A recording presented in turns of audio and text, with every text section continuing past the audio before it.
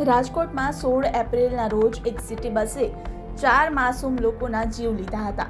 આ અકસ્માત બાદ રાજકોટમાં આ રીતે આડેધડ બસ ચલાવતા ડ્રાઈવરો પર લોકોનો ગુસ્સો જોવા મળી રહ્યો છે।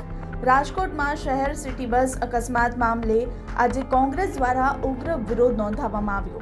શહેર કોંગ્રેસ દ્વારા જિલ્લા પંચાયત ચોકથી રેલી કાઢીને પોલીસ કમિશનર કચેરી સુધી પહોંચીને સૂત્રોચ્ચાર કરવામાં આવ્યા હતા।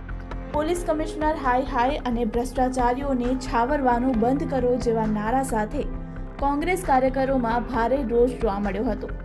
આંદોલન દરમિયાન કોંગ્રેસના આગેવાનોએ પોલીસ કમિશનર કચેરી પાસે રામધૂન પણ કરી હતી અને શાંતિપૂર્ણ રીતે પોતાનો વિરોધ વ્યક્ત કર્યો।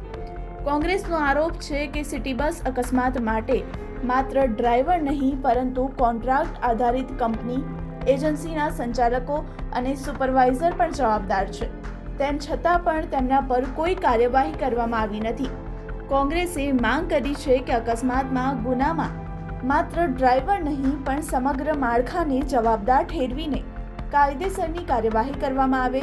સાથે જ ભાજપના આગેવાન વિક્રમ ડાંગર સહિતના સામે પણ ગુનો દાખલ કરવા માટે કોંગ્રેસે સખત માંગ ઉઠાવી છે।